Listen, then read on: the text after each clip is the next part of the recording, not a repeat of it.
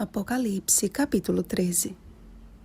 Se alguém leva para cativeiro vai. Se alguém matar a espada, necessário é que seja morto a espada.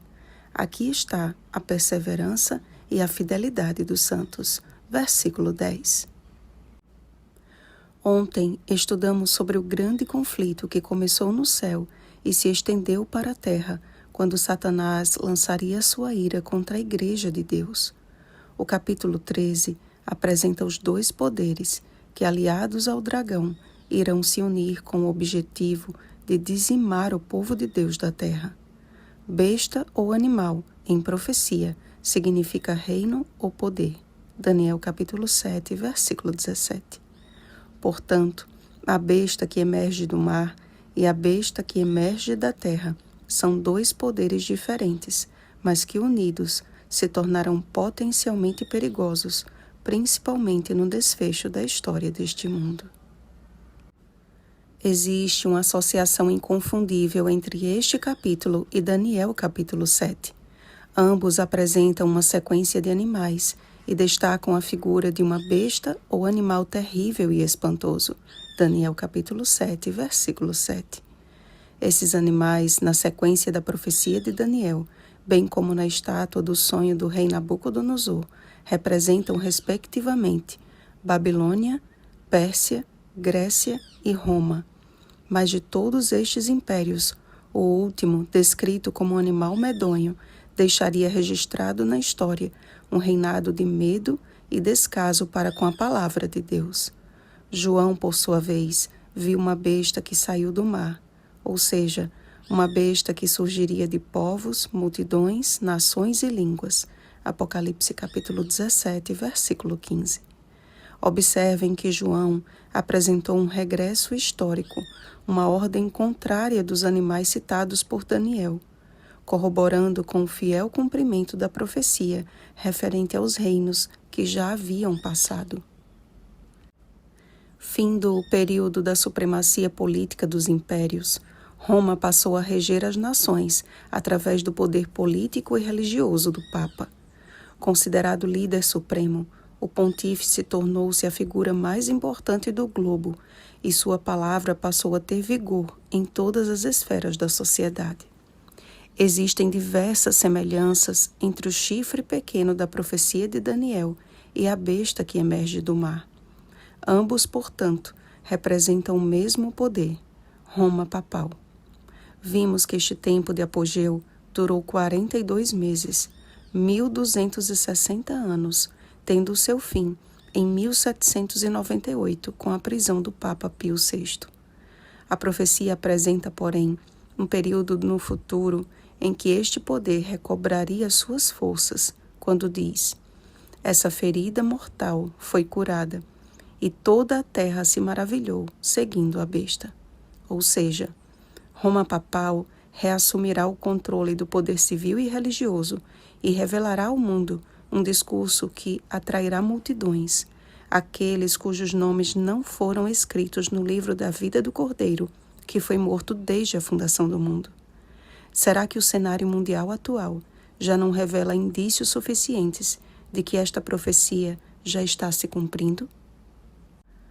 A besta que surge da terra, ao contrário de mar, representa um poder que surge de um lugar deserto ou pouco povoado. Fugindo da perseguição, muitos cristãos desbravaram os mares à procura de viver com liberdade a sua crença. Foi assim que surgiu a nação dos Estados Unidos da América, com seus ideais protestantes de liberdade civil e religiosa. Como os dois chifres não possuem coroas ou diademas, como na descrição da besta anterior, eles não se referem a reinos, mas podem se referir a esses dois ideais de liberdade, já que parece um cordeiro, isto é, aparenta ser uma nação cristã, mas que no fim revelará a sua verdadeira face como dragão. Há alguns anos, seria impossível fazer qualquer ligação ou conexão entre a nação norte-americana e o Vaticano. Hoje, vemos que as relações estão cada vez mais estreitas e que as portas estão sendo abertas para um diálogo cada vez mais amistoso e uma associação cada vez mais íntima. A besta que sobe do mar representa as duas fases de Roma, pagã e papal, partindo do princípio de que ela emerge do meio de povos e nações. As 7 cabeças representam os seguintes reinos: Egito, Assíria, Babilônia, Medo-Pérsia, Grécia, Roma pagã e Roma papal. Os povos que representam os piores inimigos do povo de Deus ao longo da história. A profecia indica que Roma adquiriu características peculiares de alguns desses povos.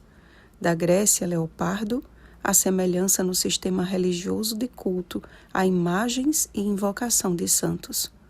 Da Medo-Pérsia, urso, a instituição do domingo como dia de guarda, pois os persas dedicavam o primeiro dia da semana como um dia de culto ao Deus Sol. E da Babilônia, leão, Roma copiou a soberba, o orgulho e o descaso para com a lei de Deus. Isaías capítulo 13, versículo 11, Isaías capítulo 14, versículos 10 ao 14. O início da cura da ferida mortal se deu no ano de 1929, quando Benito Mussolini assinou uma concordata concedendo ao papado 44 hectares de terra, que mais tarde se tornaria o menor país do mundo, o Estado do Vaticano. A partir daí, os pontífices voltaram a ter um prestígio que só vem crescendo, e a nação norte-americana, aclamada como grande potência mundial, mostrando que caminha para dar as mãos à primeira besta.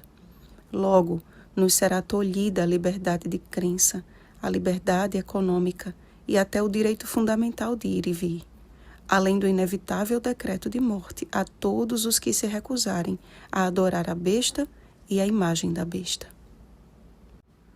Uma marca será imposta a todos sobre a mão direita ou sobre a fronte. Uma contrafação ao que o Senhor determinou para o seu povo, Deuteronômio capítulo 6, versículo 8, que é a perseverança e a fidelidade dos santos. Como está escrito: aqui está a perseverança dos santos, os que guardam os mandamentos de Deus e a fé em Jesus. Apocalipse capítulo 14, versículo 12. Será, portanto, uma questão de decisão voluntária em obedecer os mandamentos de Deus ou mandamentos de homens. A necessidade atual é de cristãos que reconheçam a sua incapacidade de enfrentar a grande prova final e, como Jacó, agarrem-se firmemente à destra da onipotência até que do alto sejam revestidos de poder. A compreensão dos símbolos de Apocalipse, porém, não pode ser maior do que o desejo por conhecer aquele a quem este livro revela, Jesus Cristo. Pois a vida eterna é esta, que te conheçam a ti, o único Deus verdadeiro, e a Jesus Cristo a quem enviaste. João capítulo 17, versículo 3.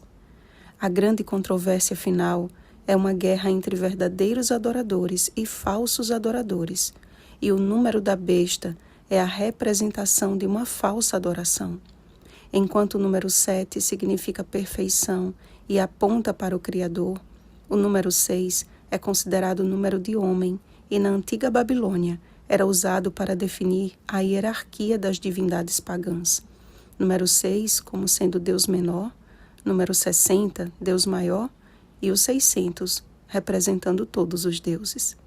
Portanto, o número da besta não aponta simplesmente para um indivíduo, mas para um sistema de falsa adoração. A questão é: de que lado estamos hoje?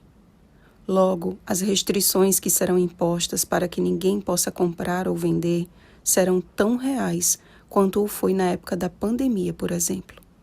Se antes de 2020 eu tivesse dito a vocês que logo todos seríamos obrigados a usar máscaras e que as maiores cidades do mundo obrigariam seus cidadãos a ficar dentro de casa e que fechariam suas fronteiras, provavelmente arrancaria alguns risos de uns e escárnios de outros. Mas tudo isso aconteceu como um lembrete bem claro de que as profecias bíblicas que apontam para o desfecho do grande conflito entre o bem e o mal são fiéis e verdadeiras. Apocalipse capítulo 22, versículo 6. Lembrem-se, amados, Bem-aventurados aqueles que leem e aqueles que ouvem as palavras da profecia e guardam as coisas nela escritas, pois o tempo está próximo. Apocalipse capítulo 1, versículo 3. Oremos, amados. Senhor nosso Deus, muitas têm sido as lutas que enfrentamos diante de um tempo sobremodo solene. Há um inimigo ao nosso redor e a nossa única segurança está em nos apegarmos à Tua palavra enquanto prosseguimos para o alvo olhando para Cristo. Por isso, clamamos a Ti, Pai, pelo batismo do Espírito Santo. Purifica o nosso coração e concede-nos a mente de Cristo, completamente dependente de Ti. Em nome de Jesus. Amém. Vigiemos e oremos. Bom dia, verdadeiros adoradores. Oremos pelo batismo do Espírito Santo. Oremos uns pelos outros. Rosana Garcia Barros.